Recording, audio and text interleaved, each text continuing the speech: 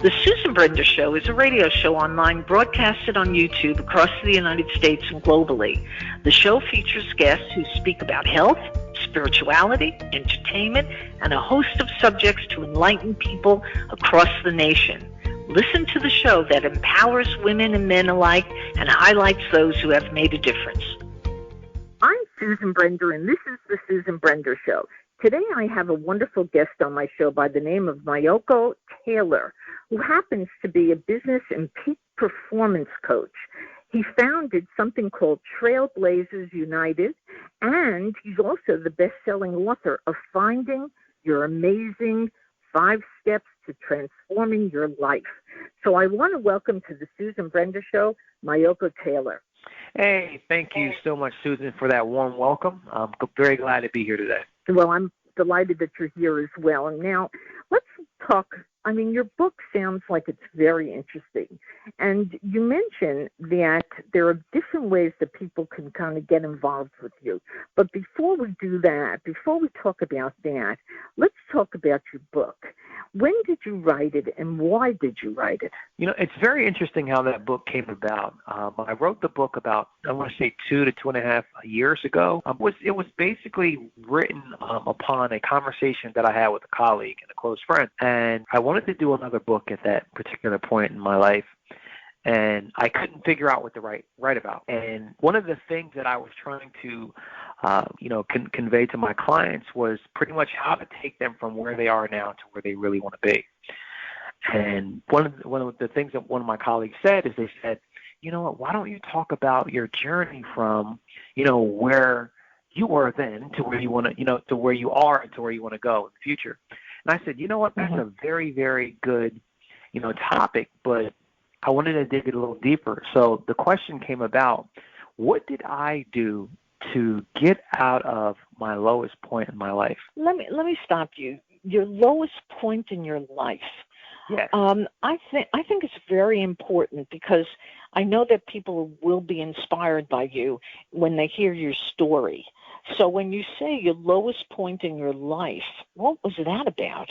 Right. And before I even get into that, I want people to understand that everybody's lowest point is different, and we will have periodic low points in our life. It's just the way things are. But my lowest point in my life, it found me at, I've always been an entrepreneurial spirit since I was a child. And what happened is I found myself working at a 9-to-5 that I absolutely hated.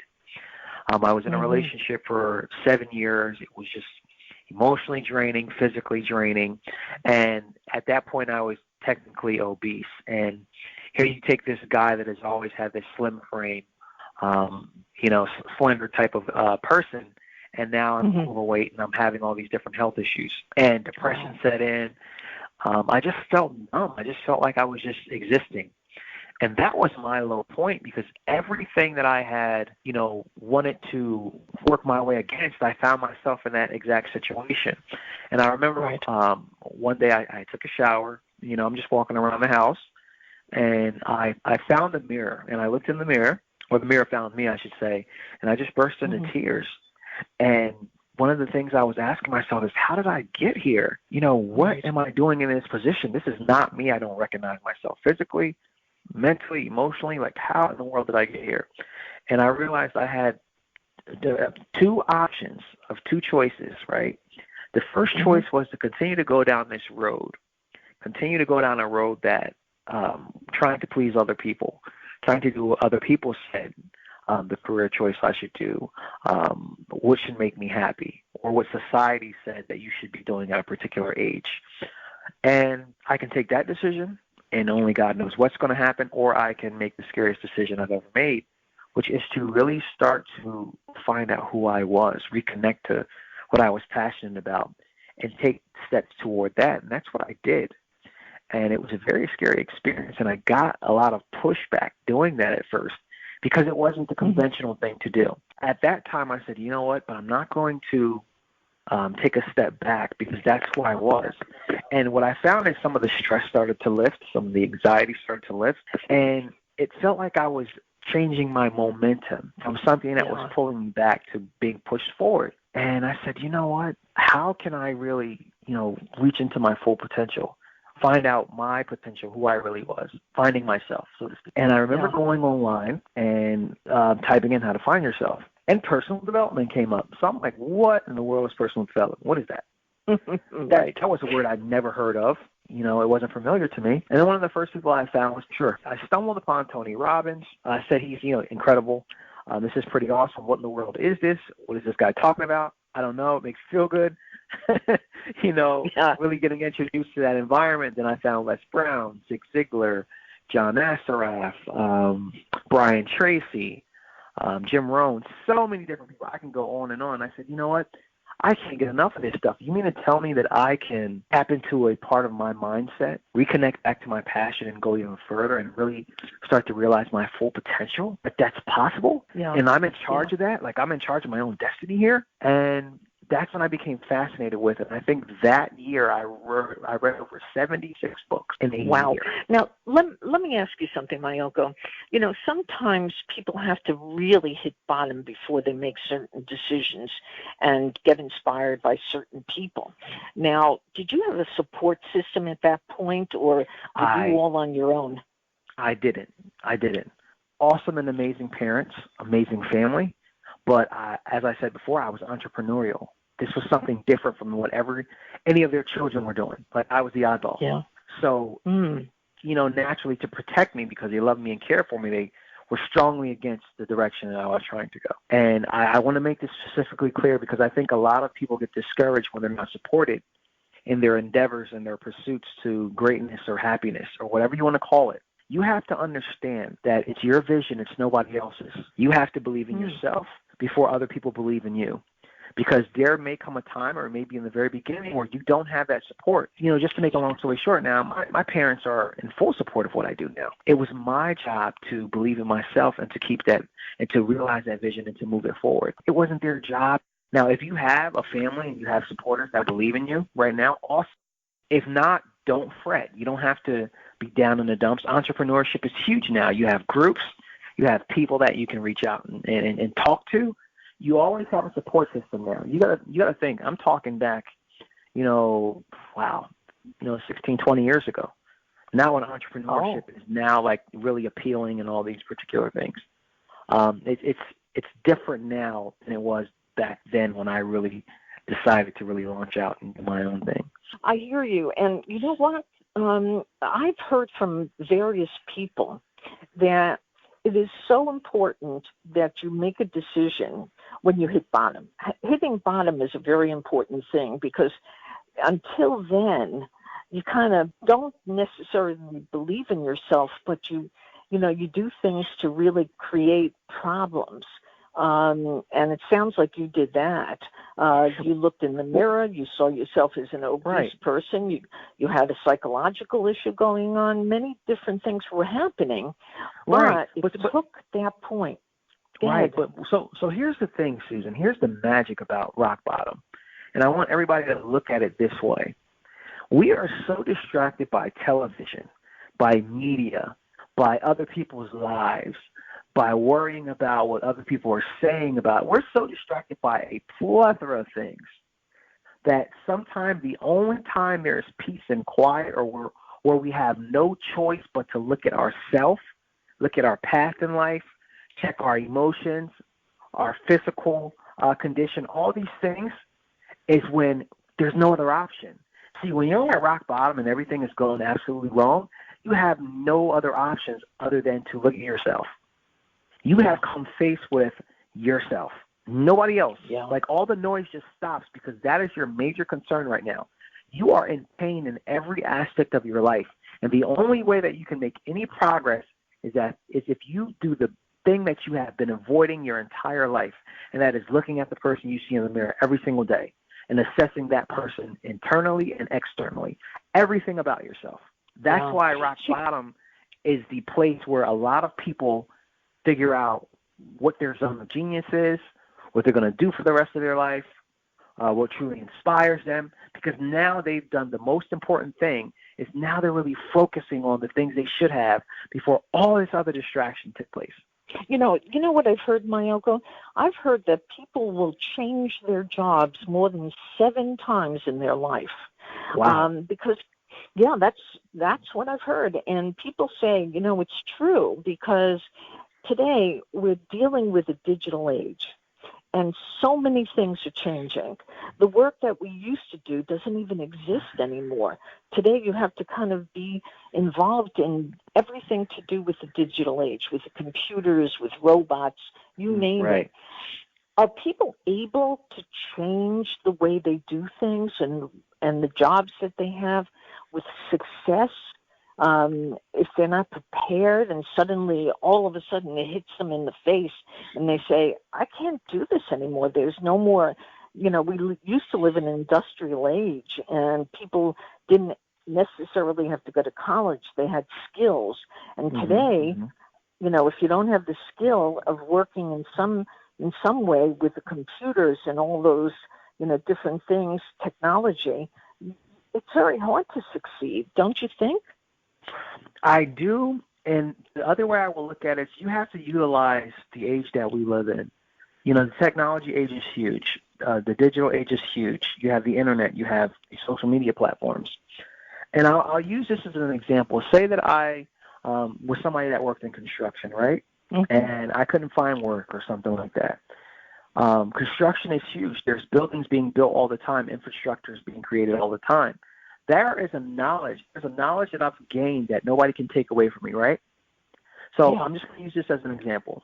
There's knowledge that nobody can take away from me. I can write a book on that. I can teach other people how to do it.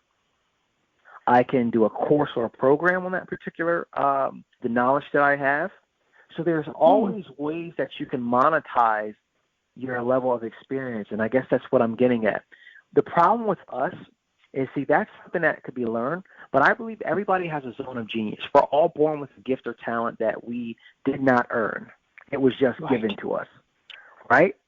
And I believe that if you go through life without tapping into that zone of genius or that talent, you are not really living up to your fullest potential. And the reality of it is we are all experts in something. If you've experienced something great in your life that you have come out of, you can teach someone else. I guarantee you there's 10,000 other people that have gone through the same thing or are going to go through that same thing that you can teach. So there's always a level of expertise that you can offer to the marketplace, to the world. It's just up to you to have that particular mindset, and then find somebody, a coach or somebody that can bring that zone of genius to the place where you can have a process that you can teach someone else, that they can experience the level of success that you have. Just for a couple of seconds, I would like you to talk a little bit about the process.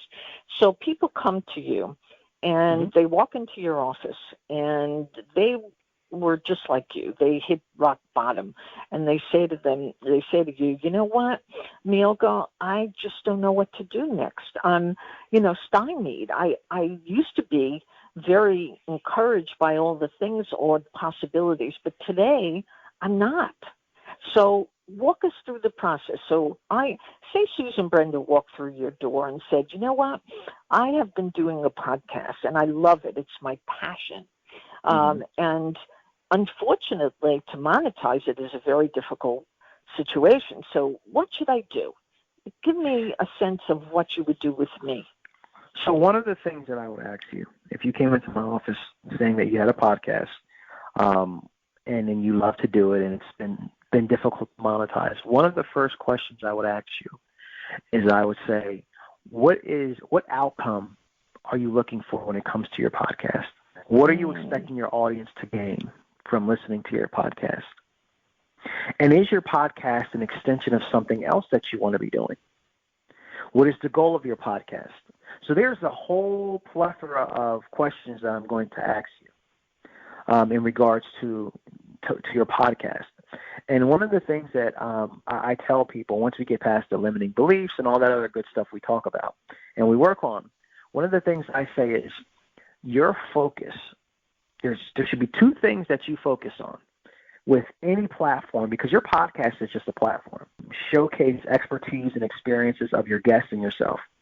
So there's two things you want to focus on.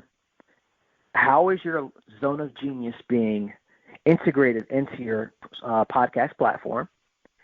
And what type of outcome can your audience value from getting from your particular platform? Those are the two things we will focus on, because you want it's interesting. a specific outcome. It's very interesting that you mention those things. As I listen to you, I say, I'm a very lucky person. I got all this information for free. But no, seriously. But seriously, I noticed that you work with people. You can download if your audience listens to this, they can download the 5 resources to go from best kept secret to industry superstar. You can work with you privately, or you can join your exclusive Facebook group. There are ways in which you can do this, which will help you a lot. But before we get to that, and I want you to tell people, the things that I just mentioned, your inspiration came from people who were amazing. You mentioned Tony Robbins as an example. And I'd like our audience to understand what made Tony Robbins what he is today. He's a powerful man. He's an inspiration. So why him? Why him? What did he give that was so incredible? To be honest, I think it's because he's probably one of the most popular in the world. So, I mean, in the search engines, he's going to come up on any platform, guaranteed.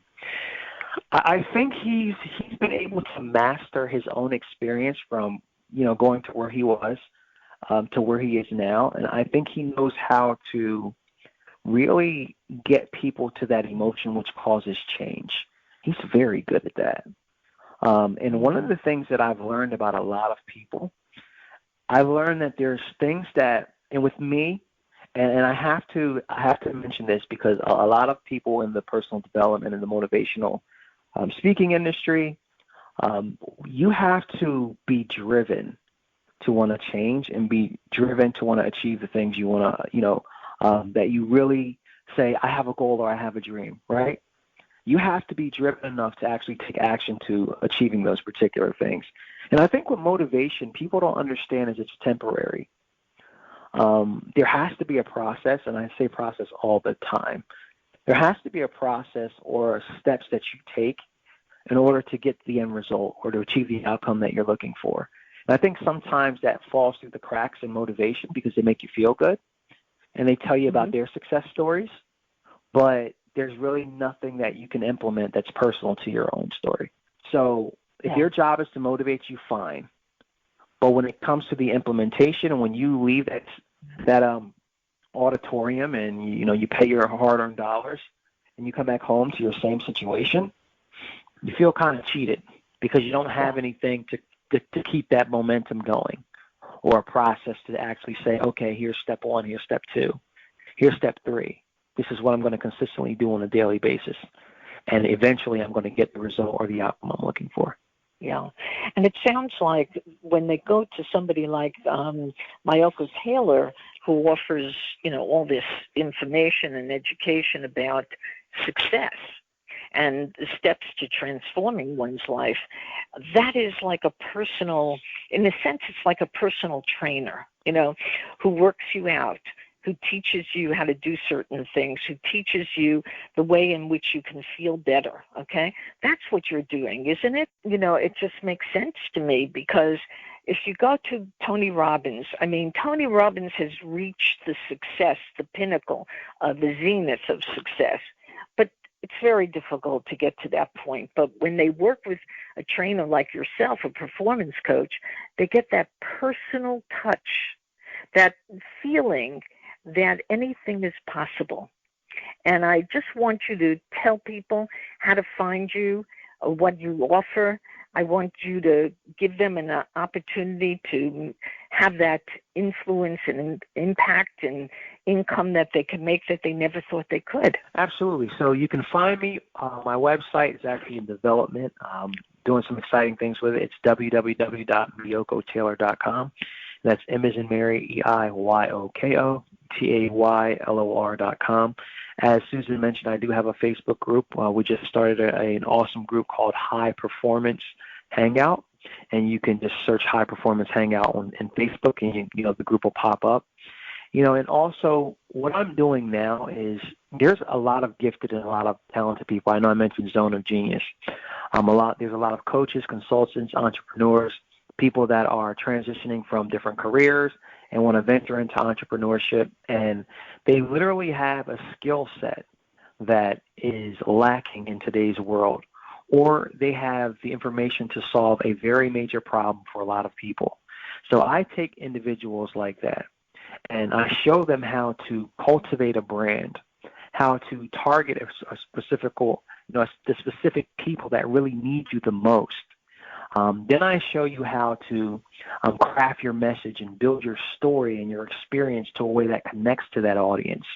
Then I show you how to generate, leads for that particular audience. And lastly, to take your amazing story to journalists and to radio shows, to podcasts, and really seal the deal and cement you as the known expert and leading authority in your industry. That's what I do. And it's a process. It's a revolving process. But, my clients have seen amazing results, and it's not just something that I'm teaching. I'm consistently doing it every single day myself. Yeah. And if people want to get in touch with you, how do they do that? Oh, you know what? They can actually get in touch with me via email if they like. My email is Meiyoko, it's M as in Mary, EIYOKO, at MeiyokoTaylor.com. They can always email me there. I don't have a virtual assistant that's answering my emails. I answer my emails directly still, as of right now. They can reach me there, or they can go to the website and type in some information. They can reach me there as well. And if they live in a very different place from you, can they work with you by computer, on the computer? Oh, absolutely. Via Skype. My name on Skype is Meiyoko Taylor USA, and that's M as in Mary, EIYOKO, TAYLOR USA. So they can find me on Skype. And I do a lot of virtual Skype calls. I have clients in India, clients in Africa, Germany. I have clients all over the world. So they definitely can do that. Now, take us out on a word that you would like the people to understand. I always give my guest the last word, and I'd like you to have the last word taking us out. Last word is transformation. You have the ability right now, I don't care what position, what state you are in your life. As I said before, you were born with a gift that is unique to you. You didn't earn it. You didn't work for it. It was just given to you, right? It is up to you to really find the awareness of where you are in your life, what you want to achieve, what type of goals you want to accomplish, and utilize that gift of that zone of genius to really get you to where you want to be. That's going to impact your life, your family, and the life of many other people. And I'm the type of person that actually helps you, tap into that zone of genius and develops a process to where you can actually get there.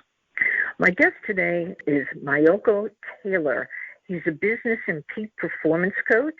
He's the founder of Trailblazers United and the best-selling author of Finding Your Amazing, 5 Steps to Transforming Your Life. And if you really want to try to kind of step up from times that you may be feeling that you're on the bottom, this is the person whom you have to go to. Okay? I want to mention one more time, his name is Meiyoko Taylor, and I want you to read his book, because Finding Your Amazing 5 Steps to Transforming Your Life will impact you in ways you never thought could. So, thanks very much, Meiyoko, for being on the Susan Brender Show. It's been a real pleasure. It's been a pleasure for me, too. Thank you so much for having me, Susan. I enjoyed myself.